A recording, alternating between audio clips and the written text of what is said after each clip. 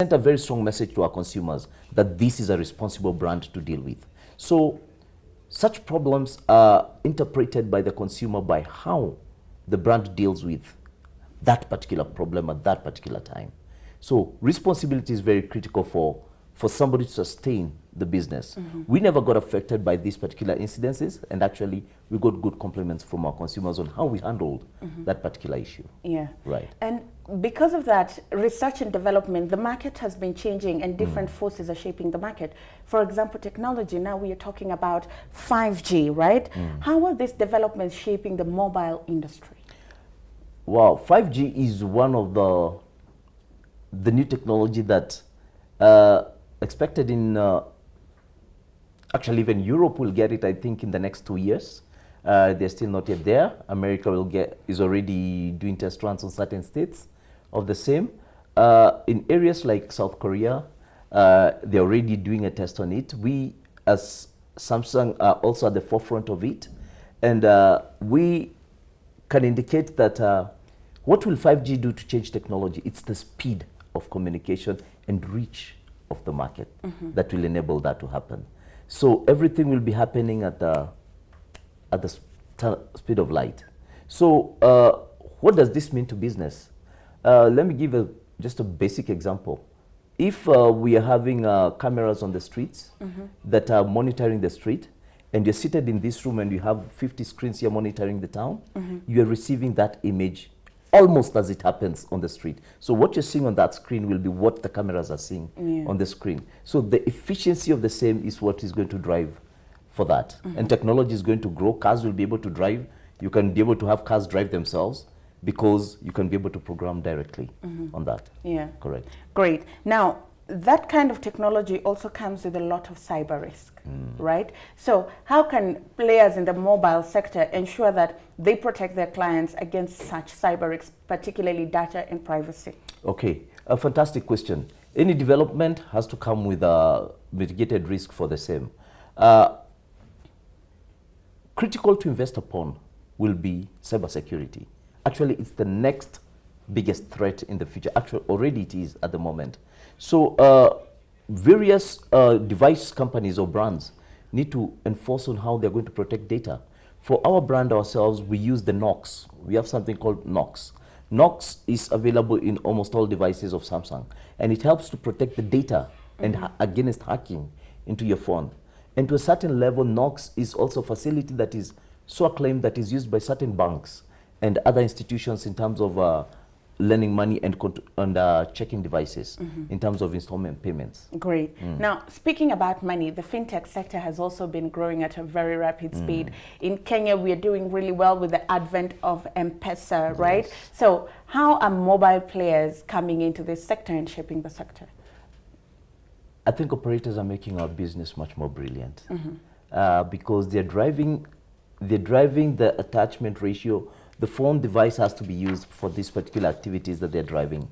So where do we come in on this space? This is the space whereby even as a brand, we have to be able to adapt to the existing network in the market. I think in the next, next week, Safaricom will be launching Volte, Voice of LTE. And this is more to do with clarity of phones and everything else. So as a brand, what do we do about this? This is where also as a brand, we have to make our phones compatible with the same so that we drive hand in hand with operators and be able to reach the market. Great. So it's a symbiotic relationship. Correct. Now, the Chinese mobile makers are finding footing on global smartphone stage, exporting 40% of smartphones they produce. Now, this compared to 31% in 2016. In Kenya, for instance, a decade ago, the market was dominated by Nokia, BlackBerry, your brand, LG, but now it's largely Huawei, Tecno, Infinix, Oppo, who all hail from China. Samsung is only the other brand to maintain the grip on the market amid increased competition from new players. Our consumer, our focus is on the consumer. We are not focused primarily on what the competition is offering. Samsung is a pioneer at many aspects.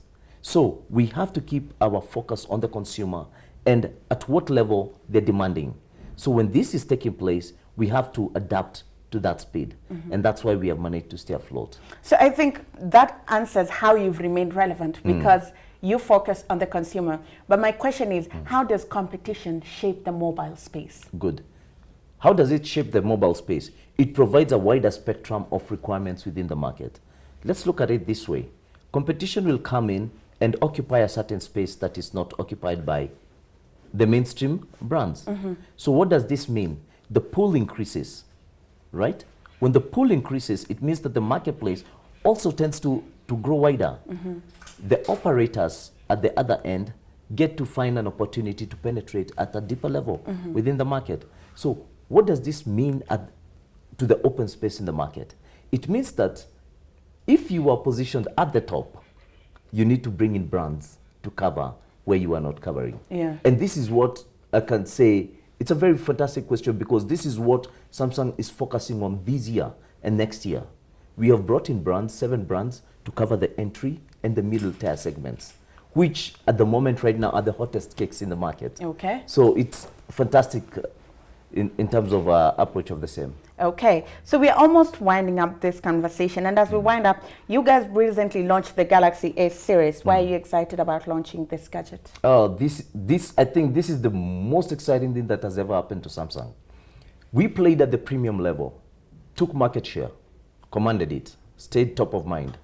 But over the period, as other Chinese brands or other brands came in, they occupied the entry and the middle level, which resulted to market share being bigger on their end.